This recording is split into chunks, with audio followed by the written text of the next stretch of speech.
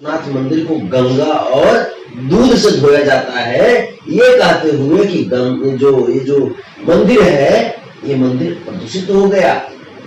जो मनुवादी विचारधारा, फिरका प्रस्ती विचारधारा, समांतवादी विचारधारा, संप्रदायवादी विचारधारा से ग्रसित है, उनसे नहीं लड़े। ये तनियों को नहीं उखाड़ पाओगे। अहिर को टॉर्चर कर रहे हो ना। जौन दिन अगर 2% भी जाग गया ना तो भागा ये देगा। हम लोग मौका दे रहे हैं, वरना जिस दिन अगर हम लोग जाग गए ना, जिस दिन जागे हुए, जिस दिन अगर अपने आन पे आ गए, तुम्हारा नेस्तना बोध कर देगा, खानदान का खानदान तुम्हारा खत्म हो जाएगा। यादवों पे तुम चले हो साजिश करने के लिए और यादवों को तुम मारोगे। बताइए ना, ये जो हत्या जो कर रहा है, लगभग हत्या में राजपूतों का हाथ आ रहा है, लगभग हत्या में राजपूतों का हाथ आ रहा है। मैं भी बाबू बिरकोर सिंह का पूजा करता हूँ, मैं भी पूजा करता हूँ उनका, लेकिन जो स्थिति जो आ चुकी है अभी बिहार में, ये क्या है? बेगूसराय में जो गिरिराज सिंह का प्रोपेगेंडा था, 13 किलोमीटर तक गोली चलवाया है, आरा में गोली चलवाया, ये क्या पूरा उसी का साजिश है ना? आरएसएस का साजिश है, बीजेपी का साजिश है? बताइए, आरएसएस का जो बना हुआ है, जो मुख्यालय जो बना हुआ है, वो यादवों के जमीन पे बना हुआ है। अभी तो उसको भी छीनेंगे, अभी उसको भी छीनेंगे। आरएसएस वालों सावधान हो जाओ, उसको भी छीनेंगे। जो सरकार बनी है, इस सरकार में निवेशकों को बिहार से बहुत उम्मीद है। बार बार के निवेशक चाह रहे हैं कि हम बिहार में निवेश करें, बड़ी बड़ी कंपनियां खोलें, इंफ्रास्ट्रक्चर हो, आईटी सीआईटी कंपनी हो, स्पोर्ट्स में डेवलपमेंट हो। हमारी बात जितेंद्र कुमार राय जी से, जो खेल मंत्री जी हैं, कला एवं संस्कृति मंत्री, उनसे भी हमारी बातचीत हो रही थी।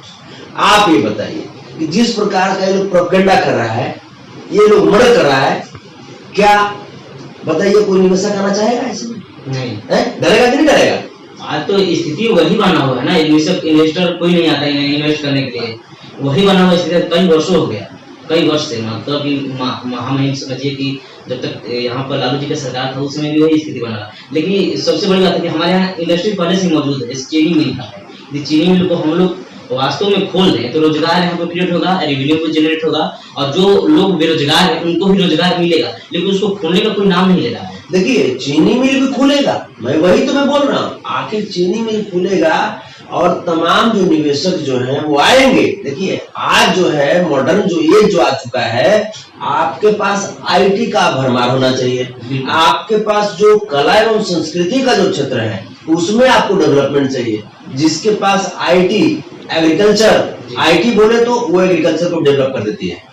आईटी जिसका मजबूत है और जिसका ये जो कला एवं संस्कृति विभाग जिसका मजबूत है, वो स्टेट, वो समाज कभी पीछे नहीं रहेगा, वो बहुत आगे जाएगा। आप इन चीज को समझिए कि ये तमाम जो लोग हैं, जो मैं बोला, मैं हर जगह में गया, चाहे वो आपके मोतिहारी के कृष्णा नगर हो मधुबन में, जो मैं कल गया, चाहे वो शिवहर में गया, चाहे वो आप सरथुआ कैमूर में गया, चाहे वो करागर यहाँ रोहतास में गया, गया में गया मैं, तो ये तमाम जगह जो मैं आपको बता रहा हूँ, ये सभी जगह जो हत्या करने वाला है, जो आरोपी है, जो पीड़ित परिवार की तरफ से आरोपी जो बनाए गए हैं, उसमें या तो ब्राह्मण है या तो राजपूत है।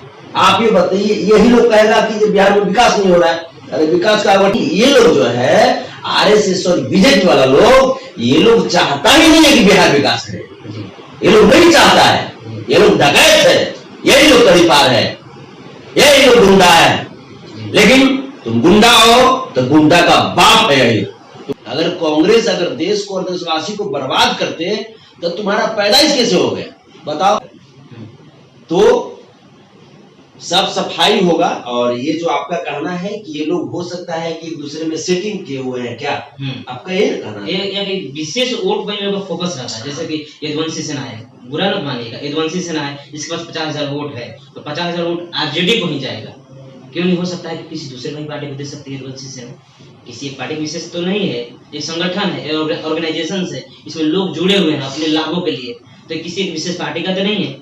तो हो सकता है क्या वैसा ही उन लोग कोई सीक्रेट गुप्त कोई ऑर्गेनाइजेशन है, संगठन है, या फिर कहा जाए कि जैसे कि टीचर हो गए, तो कहा जाता है कि मुख्यमंत्री नीतीश कुमार जी सूबे के हमारे पूरे टीचर को मतलब एक मतलब आशीर्वाद दे दिए हैं कि टीचर लोग उन्हीं को वोट देंगे। कि इतना भर्तियां ले रहे हैं, तो क्या इस प्रकार के कोई उन लोग कार्य करते हैं समाज के लिए ताकि वोट उन्हीं के पक्ष में जाएगा, वो खराब काम करे या अच्छा काम करे, तभी इतने लंबे समय तक कोई भी रहता है। देखिए, अगर इस तरह की बात अगर होती कि मान लीजिए कि इनके लिए कार्य कीजिए और वोट उन्हीं को जाएगा जी, तब तो सरकार परिवर्तित होती है। मान लीजिए कांग्रेस भी अगर सत्ता से बाहर हुई है तो जाहिर सी बात है कहीं ना कहीं जनता में नाराजगी थी। जिस प्रकार से घोर नाराजगी पिछले ही लोकसभा में मोदी जी के सरकार के खिलाफ बीजेपी और आरएसएस के खिलाफ जनता में थी, लालू प्रसाद देश के राष्ट्रपति होते हैं और ये जो आरएसएस और बीजेपी के लोग हैं वो लालू प्रसाद यादव जी का चरण धो करके चरणामृत की तरफ पीता। रख दोगे इतिहास उलटकर, अगर मत देखो हार पलटकर, है तुझमें तुम वीर तुम ही हो, दुनिया को दिखलाना है, तुम्हें और भी आगे जाना है, तुम्हें और भी आगे जाना है। नमस्कार, स्वागत है आपका। मैं संजय यादव और आप देख रहे हैं द स्टार इंडिया, खबर आपकी देश की, जो सच्चाई के साथ मैं दिखाने का कोशिश करता हूं। मेरा काम ही है घटना की तह तक पहुंचना और तथ्य को जानकर आपके पास परोसना द स्टार इंडिया का सच्चाई का कार्य होता है। आज मैं बिहार की पटना राजधानी में मौजूद हूँ। आप सभी जानते हैं कि हमारे साथ जिन व्यक्तित्व का चर्चा होने वाले हैं वो व्यक्तित्व कहा जाए तो बिहार में काफी एक अच्छे मुहिम पर काम कर रहे हैं। हमारे साथ जिन व्यक्तित्व का मैं चर्चा करने वाला हूं वो व्यक्तित्व हैं संतोष रेणु यादव जी, जो कि इस समय यदुवंशी सेना के राष्ट्रीय अध्यक्ष हैं। आपका बहुत बहुत स्वागत है सर द स्टार इंडिया में। सबसे पहला प्रश्न सर हमारा ये रहेगा कि आखिरकार यदुवंशी सेना का राष्ट्रीय अध्यक्ष है, क्या मोटो है, what is your motto of Yaduvanshi military? Yaduvanshi सेना का मोटो, सेना कभी भी देश हित और समाज हित में कार्य करती है जी, चाहे कोई भी सेना हो। लेकिन तमाम जो लोग जो संगठन बनाए वो कैसे कार्य कर रहे हैं मुझे नहीं पता जी, लेकिन यदुवंशी सेना पूरी तरीके से देश हित और समाज हित में कार्य करने के लिए तत्पर है। यदुवंशी सेना संगठन में सदस्य या पदाधिकारी तो वैसे लोग ही बनेंगे जो यदुवंशी समाज से आते हैं, जो यादव हैं। लेकिन यदुवंशी सेना समाज के उन सभी लोगों के हितों की रक्षा करेगी जो मनुवादियों द्वारा, फिरकापरस्तियों द्वारा, सामंतवादियों द्वारा ग्रसित हैं, जिनकी आवाज को दबा दिया जाता है, जिनका शोषण कर लिया जाता है जी, उन सभी के साथ जी मजबूती से कदम मिला करके यदुवंशी सेना उन्हें आगे बढ़ाने का कार्य करती है। देखा जा रहा है कि समाज में बहुत सी सेनाएं हैं, जैसे कि यदुवंशी सेना हो गया, रणवीर सेना हो गया, भीम आर्मी सेना हो गया। वैसे व्यक्तित्व के नाम पर हम सेनाओं का नाम देते जा रहे हैं जो हमारी पीढ़ी रह चुकी है। तो आपको नहीं लगता है कि जो सेनाएं हैं जो जाति पर आधारित एक विशेष समुदाय पर आधारित बन रही हो, हमें समाज को बांटने का कार्य करेगी? नहीं, देखिए, जहाँ तक सेना का बांटने का कार्य हो या कुछ भी का कार्य हो, ये मैटर नहीं आता है। कौन क्या कार्य कर रहा है, सबका अपना सोच है ना जी। अगर सब लोग अगर श्री कृष्ण हो जाते तब तो मान लीजिए किसी को कष्ट ही नहीं होता।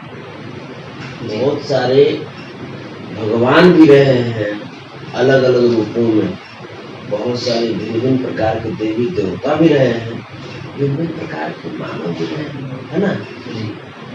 हर लोगों की अपनी अपनी सोच है।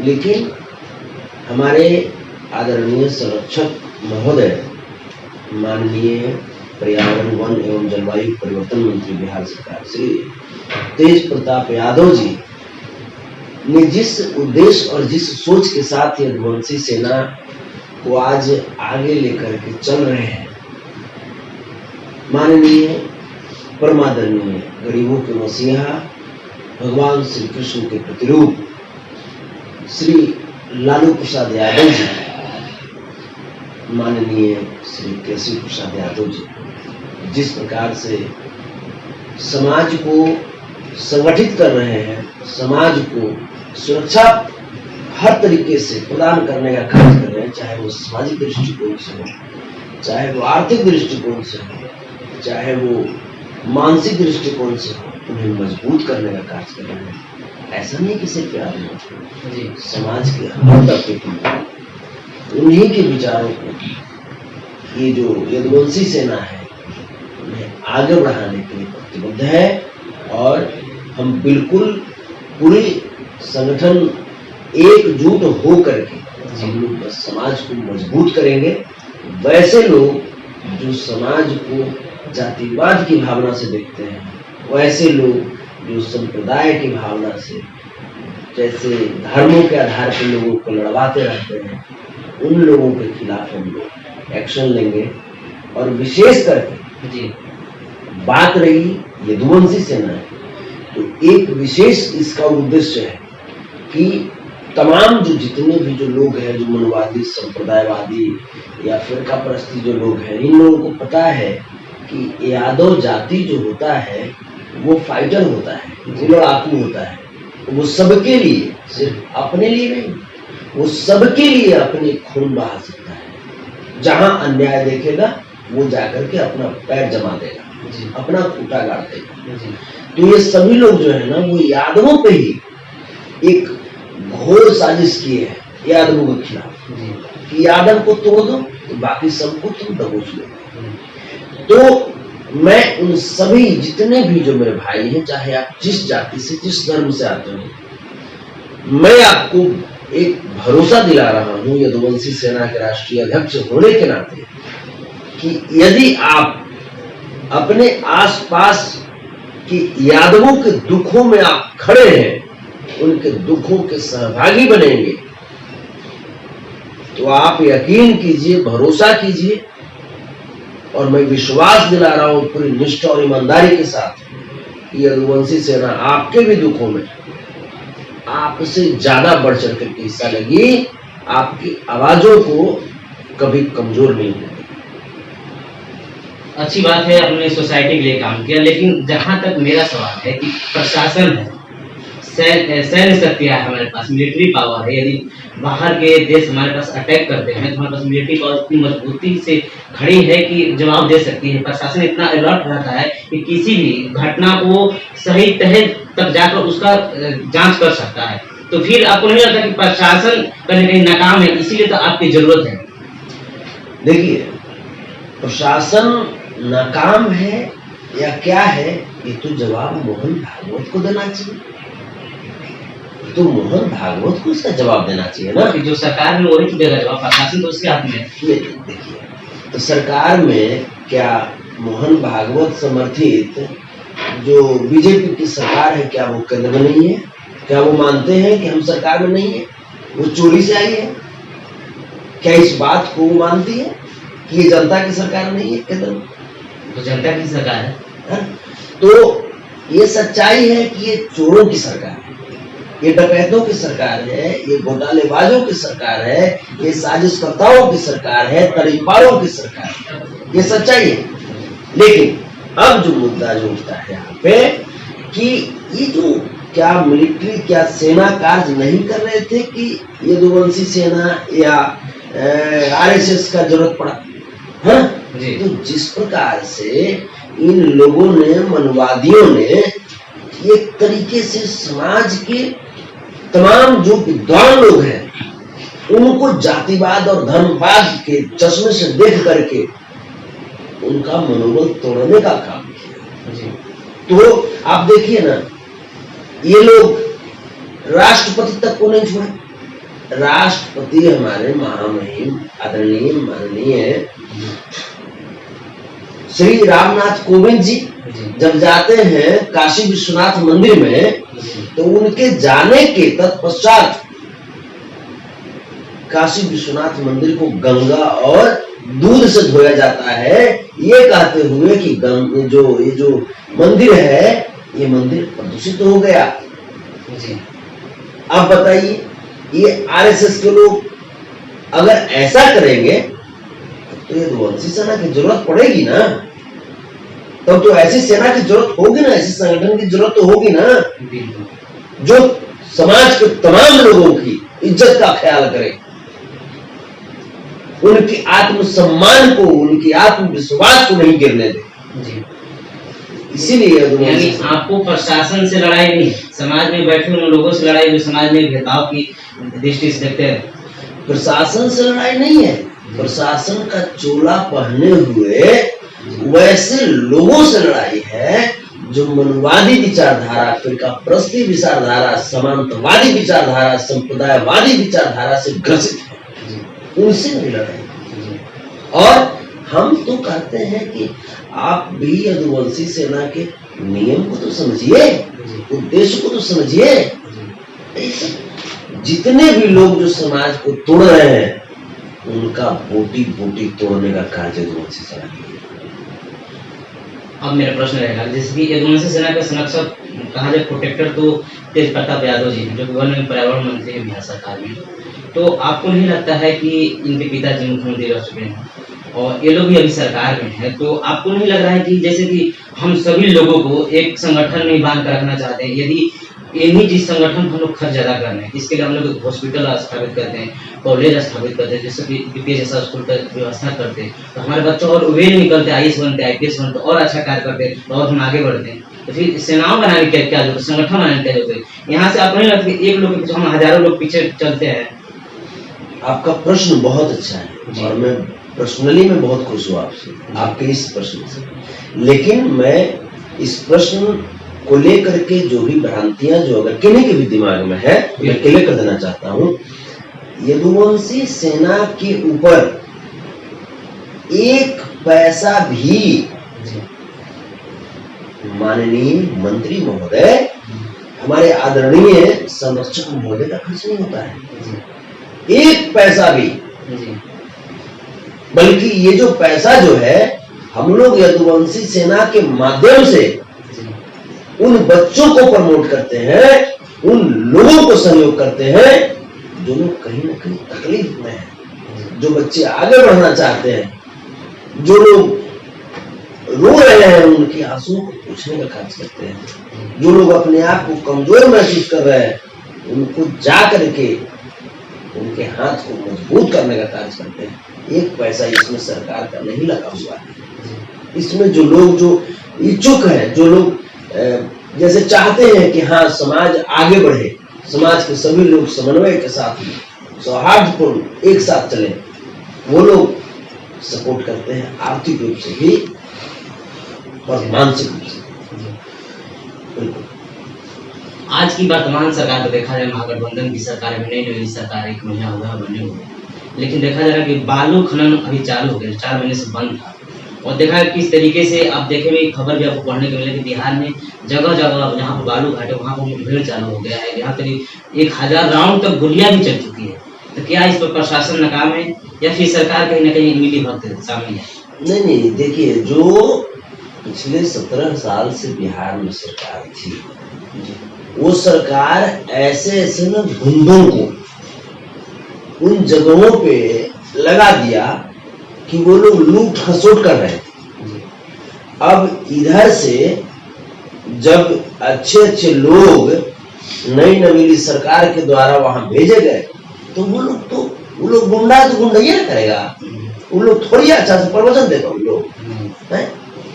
तो ठीक वही चीज समुद्र मंथन के दौरान देखे थे कि असुर और देव है ना, दोनों लोग देवता और राक्षसों में लड़ाई हुई, यही स्थिति है।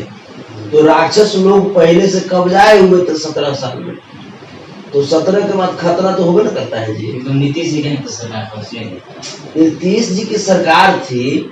आज ये बताइए कि आज भी तो नीतीश कुमार जी ही हैं, आज भी तो वही हैं। आज अच्छा कार्य कैसे हो रहा है? मतलब जाहिर सी बात है कि नीतीश जी तो अच्छा कार्य करना चाह रहे थे, वो दूसरा का जो चक्का जो था ना वो गड़बड़ चल रहा था।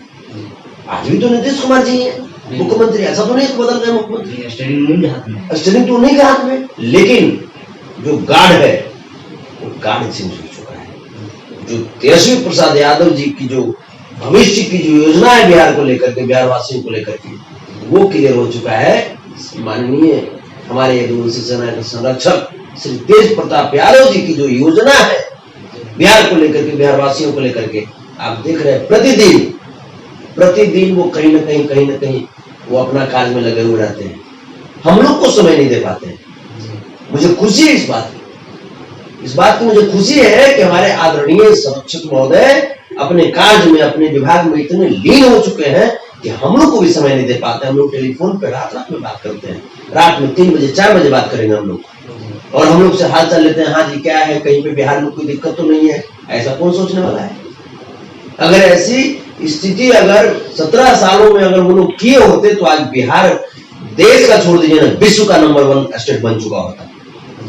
लेकिन ये लोग लूट खसुट वाले लोग देख रहे हैं कि तेजस्वी जी और तेज प्रताप जी पर केस करवा रहे हैं लोग, ईडी सीबीआई बीडी सब लगा करके कैसों करके तेजस्वी और तेज प्रताप जो है वो नौकरी देने में लगे हुए हैं। और वो लोग जो है ईडी सीबीआई का लेकर के कि देखो रे कहीं कोई सीबीआई वाला कोई कहीं कोई अहिर न बन जाए, कोई मैंने बैकवर्ड का बच्चा न बन जाए, SC ST का बच्चा न बन जाए, है मुस्लिम समाज का न बन जाए। तो इसके लिए ये लोग तेजस्वी और तेज प्रताप पे ये लोग मैंने आरोप कर रहा है, साजिश कर रहा है। कैसू जेल भेजो ये लोग को, कैसू भेजो। तो ये लालू यादव के वंश है, लालू यादव दादा श्री कृष्ण के वंश है।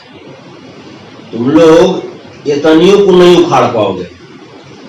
अहिर को टॉर्चर कर रहे हो ना, जौन दिन अगर अहिर अगर 2% भी जाग गया ना तो भागा ये देगा, विनाशे कर देगा तुमने के।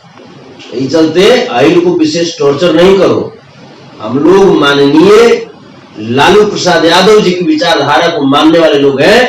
हम लोग श्री तेजस्वी प्रसाद यादव जी की जैसी आदेश होगी, माननीय यदुवंशी सेना के संरक्षक तेज प्रताप यादव जी की जैसी आदेश होगी, हम लोग उस आदेश पे चलने वाले लोग हैं। और उनकी आदेश है कि धैर्य रखिए, बर्दाश्त कीजिए, उन लोगों को भी संभलने का, उन लोगों की जो नेगेटिव विचारधारा है उसको बदलने का मौका दीजिए। हम लोग मौका दे रहे हैं, वरना जिस दिन अगर हम लोग अगर जाग गए ना, जिस दिन जागे हुए, जिस दिन अगर अपने आन पे आ गए, तुम्हारा नेस्तना बोध कर देगा, खानदान का खानदान तुम्हारा खत्म हो जाएगा। यादवों पे तुम चले हो साजिश करने के लिए और यादवों को तुम मारोगे।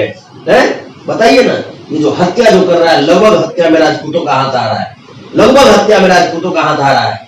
राजपूत का हाथ आ रहा है, ब्राह्मणों का हाथ आ रहा है। मैं नहीं कहता कि सभी राजपूत और सभी ब्राह्मण खराब होते हैं। मैं भी बाबू बिरकुंवर सिंह का पूजा करता हूँ, मैं भी पूजा करता हूँ उनका। लेकिन जो स्थिति जो आ चुकी है अभी बिहार में, ये क्या है? बेगूसराय में जो गिरिराज सिंह का प्रोपेगेंडा था, 13 किलोमीटर तक गोली चलवाया है, आरा में गोली चलवाया। ये क्या है? बिहार को क्या दिखाना चाहता है भारत के नक्शे पटल पे? बताइए। पूरा खौफ अंजाम बीजेपी ने दी है, पूरा उसी का साजिश है ना, RSS का साजिश है, बीजेपी का साजिश है?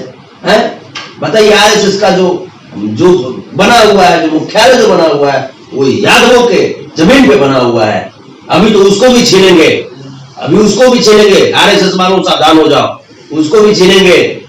और नहीं तो समाज के लिए कार्य करो ना, समाज में सौहार्दपूर्ण व्यवस्था कायम करने की कोशिश करो और उसको फलीभूत करो तुम।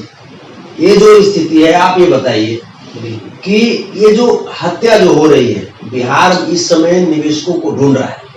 निवेशक जो है, जब से ये नई नवीन सरकार जो आदरणीय श्री नीतीश कुमार जी के नेतृत्व में महागठबंधन की सरकार बनी है, श्री तेजस्वी प्रसाद यादव जी, श्री तेज प्रताप यादव जी की जो सरकार बनी है, इस सरकार में निवेशकों को बिहार से बहुत उम्मीद है। बाहर के निवेशक चाह रहे हैं कि हम बिहार में निवेश करें, बड़ी बड़ी कंपनियां खोलें, इंफ्रास्ट्रक्चर हो, IT कंपनी हो, स्पोर्ट्स में डेवलपमेंट हो। हमारी बात जितेंद्र कुमार राय जी से, जो खेल मंत्री जी हैं, कला एवं संस्कृति मंत्री, उनसे भी हमारी बातचीत हो रही थी। आप ये बताइए कि जिस प्रकार का ये लोग प्रोपेगेंडा कर रहा है, ये लोग मर्डर कर रहा है, क्या बताइए कोई निवेशक आना चाहेगा इसमें? नहीं है, डरेगा कि नहीं डरेगा? आज तो स्थिति वही बना हुआ है ना, इन्वेस्टर कोई नहीं आता है इन्वेस्ट करने के लिए, वही बना हुआ स्थिति कई वर्षों हो गया, कई वर्ष से। मतलब महामहिम समझिए कि जब तक यहाँ पर लालू जी का सरकार था, उस समय भी वही स्थिति बना। लेकिन सबसे बड़ी बात है कि हमारे यहाँ इंडस्ट्री पहले से मौजूद है, चेनी मिल का है, यदि चीनी मिल को हम लोग वास्तव में खोल दें तो रोजगार यहाँ पे क्रिएट होगा, रेवेन्यू को जनरेट होगा और जो लोग बेरोजगार हैं उनको भी रोजगार मिलेगा, लेकिन उसको खोलने का कोई नाम नहीं ले रहा है। देखिए चीनी मिल भी खुलेगा, मैं वही तो मैं बोल रहा हूँ, आखिर चीनी मिल खुलेगा और तमाम जो निवेशक जो हैं वो आएंगे। देखिए आज जो है मॉडर्न जो एज जो आ चुका है, आपके पास आईटी का भरमार होना चाहिए, आपके पास जो कला एवं संस्कृति का जो क्षेत्र है उसमें आपको डेवलपमेंट चाहिए। जिसके पास आईटी, एग्रीकल्चर, आईटी बोले तो वो एग्रीकल्चर को डेवलप कर देती है, आईटी जिसका मजबूत है और जिसका ये जो कला एवं संस्कृति विभाग जिसका मजबूत है, वो स्टेट, वो समाज कभी पीछे नहीं रहेगा, वो बहुत आगे जाएगा। आप इन चीज को समझिए कि ये तमाम जो लोग हैं, जो मैं बोला, मैं हर जगह में गया, चाहे वो आपके मोतिहारी के कृष्णा नगर हो मधुबन में जो मैं कल गया, चाहे वो शिवहर में गया, चाहे वो आप सरथुआ कैमूर में गया, चाहे वो करागर यहाँ रोहतास में गया, गया में गया मैं, तो ये तमाम जगह जो मैं आपको बता रहा हूँ, ये सभी जगह जो हत्या करने वाला है, जो आरोपी है, जो पीड़ित परिवार की तरफ से आरोपी जो बनाए गए हैं, उसमें या तो ब्राह्मण है या तो राजपूत है। आप ये बताइए, यही लोग कहेगा कि बिहार में विकास नहीं हो रहा है। अरे विकास का उठेगा है, घोड़ा से विकास रे, विकास कहां से आई? विकास कहीं पैदा लेला, उसके लिए सरकार को सपोर्ट करो तब ना विकास होगा। सरकार बोल रहे हैं कि निवेशकों आइए आइए, निवेशक भी चाह रहे हैं आने के लिए, तुम लोग गोलीबारी कर रहे हो। ये गरुड़ाज सिंह, गिरिराज सिंह जो है, इतने किलोमीटर गोली चलवा दिया। बताइए क्या बेगूसराय में कोई निवेशक जाना चाहेंगे? नहीं। क्या बेगूसराय में कोई निवेशक जाना चाहेंगे? ये वहां का सांसद है, ये बेगूसराय को बर्बाद नहीं कर रहा है जी, है? इसको तो जैसे इसके बाल बच्चा को तो कमाने के लिए तो घोटाला मार के अपना पैसा कर लिया। गरीब मजदूर वहां पे क्या करेंगे? अगर इंफ्रास्ट्रक्चर खुलती, कंपनी खुलती बेगूसराय में, तो बेगूसराय के आसपास के लोगों को फायदा होगा कि नहीं होगा? वहां के गरीब मजदूर किसान उसमें काम करेंगे कि नहीं करेंगे? उनकी भी आर्थिक स्थिति सुदृढ़ होगी। लेकिन ये लोग जो है आरएसएस और बीजेपी वाला लोग, ये लोग चाहता ही नहीं है कि बिहार विकास करे। ये लोग नहीं चाहता है, ये लोग डकैत है, यही लोग तड़ीपार है, यही लोग गुंडा है। लेकिन तुम गुंडा हो तो गुंडा का बाप है यही, तुम जान जाओ। बार बार मैं कह रहा हूं, गुंडा हो तो गुंडा का बाप होता है यही। लेकिन यही चीज कि बाप थोड़ा सा धैर्य रखता है, तो उकसाओ नहीं। मैं जितना देख रहा हूं लगातार अहीरों की हत्या की जा रही है, एससी एसटी समाज की हत्या की जा रही है, मुस्लिमों की हत्या की जा रही है, एक बर्दाश्त से फाजिल हो रहा है। जिस दिन अगर उब गया ना, तो खानदान का खानदान विरासत खत्म हो जाएगी तुम्हारी, बस। लेकिन हम लोग धैर्य का परिचय देंगे। हम लोग तेजस्वी जी को मानने वाले लोग हैं, तेज प्रताप जी को मानने वाले लोग हैं और सदा मानते रहेंगे। परमादरणीय लालू प्रसाद यादव जी के पदचिन्हों पर चलने वाले लोग हैं, माधव को मानते हैं हम लोग। 99 गलती से सुपाल को माफ किए थे माधव, लेकिन 100वीं गलती जब किया तो क्या हुआ था, ये पूरी इतिहास जानती है। तो समझ जाओ, संभल करके कुछ भी करो, समाज को चलने दो, सरकार को बढ़िया से चलने दो। जाते जाते मेरा अंतिम प्रश्न और सबसे अच्छा प्रश्न रहेगा कि जैसे कि सरकारों को कहा जाए, क्योंकि सब भी अच्छा, प्राइवेट से अच्छा शिक्षा दे सकती है, लेकिन सबसे बड़ी बात है कि कांग्रेस जब आती है केंद्र में, तो वो भी लॉन्ग टर्म 15-20 साल। जब राज्य की बात होता है तो क्षेत्रीय पार्टी जो भी आरजेडी भी आ जाए या फिर जेडीयू भी आ जाए, तो कहीं लॉन्ग टर्म ही रहेंगे। तो आखिर आपको नहीं लगता है कि ये लोग कहीं ना कहीं एक जो वोट सीमित है, एक लिमिट एरिया है वोटों का, उसका परसेंटेज निकाल लेते हैं, उसके हिसाब से इतने हमको वोट चाहिए, इसके हिसाब से अपना काम करते हैं, उतने लोगों को बराबर कार्य देते होंगे, जिसके हिसाब वो वोट करते हैं, उनकी बार बार सरकार आती है।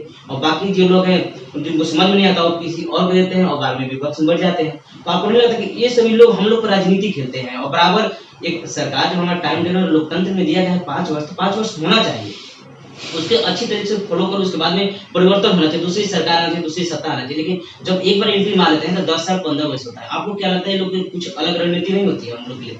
देखिए है क्या कि अगर कोई विद्यार्थी या कोई अगर मॉनिटर, कोई कप्तान अगर बढ़िया कार्य करते हैं, या कोई राष्ट्रीय अध्यक्ष है, हमें राष्ट्रीय अध्यक्ष, अगर हम बढ़िया परफॉर्मेंस करेंगे अपने संगठन के लिए, समाज हित में, तो जाहिर सी बात है कि संगठन के द्वारा मुझे हो सकता है पुनः राष्ट्रीय अध्यक्ष बना दिया जाए अगले चुनाव में भी। तो ये तो चीजें हैं कि एक के बाद एक टर्म के बाद एक टर्म, अगर आप अच्छा कार्य कर रहे हैं तो चलिए ठीक है। लेकिन जो कांग्रेस की बात आपने की, तो ये जो आरएसएस और बीजेपी वाले जो लोग हैं ये कहते हैं कि कांग्रेस ने देश को बर्बाद कर दिया। अरे तो तू विदेशी हवा का रे, तू का हवा? कांग्रेस के रीजन में ही तुमने पैदा लिया ना। अगर कांग्रेस अगर देश को और देशवासी को बर्बाद करते तो तुम्हारा पैदाइश कैसे हो गया बताओ? तुम्हारा पैदा कहीं जैसे विदेश में हुआ है क्या? तुमको पैदा किसने किया बताओ? बीजेपी वालों, आरएसएस वालों जो बोलते हो कि कांग्रेस खराब है, लालू खराब है, तो तुम कैसे पैदा ले लिए रे? फिर तो तुम जैसे इसका फिर पैदा इससे गलत है, ये तो विदेशी नस्ल का हो गया। नहीं, कहने मतलब उसका भी 10 वर्ष तक अभी केंद्र में सरकार है, यहाँ मतलब सरकार थी 10 वर्ष उत्तर प्रदेश में होने वाला है, हिमाचल देखिए उन्हीं के क्षेत्र में आता है, तो कहने का मतलब गुजरात देखिए उन्हीं के क्षेत्र में है। कहने का मतलब लॉन्ग टर्म इन्हीं लोग का क्यों रहता है, विशेष पार्टी का है। देखिए ये चीजें जो है, इन चीजों पे पहले ऐसा नहीं था। पहले आज जिस प्रकार की गवर्नेंस आप देख रहे हैं, चाहे केंद्र में हो, चाहे पिछले 17 सालों में बिहार में आप देख रहे थे, ये तानाशाहों की सरकार है, ये जबरदस्ती। आप तो देख रहे थे ना कि मैंने क्या क्या नहीं हो रहा है। सुप्रीम कोर्ट ने कहा आकर के कि यूपी में जंगल राज आ चुका है। सुप्रीम कोर्ट को कहना पड़ा ना जी। यूपी में आप देखिए ना, हाथरस जाकर के देखिए, महादलित की बेटी को दिन दहाड़े रेप करके और जिंदा जला दिया ना। झांसी में देखिए पुष्पेंद्र यादव को जला दिया। मन राजपूत चंदौली में देखिए पुलिस के बेल्ट द्वारा पीट पीट करके निशा यादव की हत्या कर दी गई। उसके बाद उसको सुसाइड दिखाने के लिए फांसी में लटका दिया पंखा में जी। तो ये तो जंगल राज का ये लोग माला पहने हुए हैं। ये लोग जंगल राज का माला पहन लिया है। करता खुद गलत है, अब माला जपता है दूसरा के बारे में। तो सब सफाई होगा। और ये जो आपका कहना है कि ये लोग हो सकता है कि एक दूसरे में सेटिंग किए हुए हैं क्या, आपका ये कहना है? ये विशेष वोट बैंक में फोकस रहता है। जैसे कि यदुवंशी सेना है, बुरा मत मानिएगा, यदुवंशी सेना है, इसके पास 50,000 वोट है, तो 50,000 वोट आरजेडी को ही जाएगा। क्यों नहीं हो सकता है कि किसी दूसरे पार्टी को दे सकती है यदुवंशी सेना? किसी एक पार्टी विशेष तो नहीं है, एक संगठन है, ऑर्गेनाइजेशन है, इसमें लोग जुड़े हुए हैं अपने लाभों के लिए, तो किसी एक विशेष पार्टी का तो नहीं है।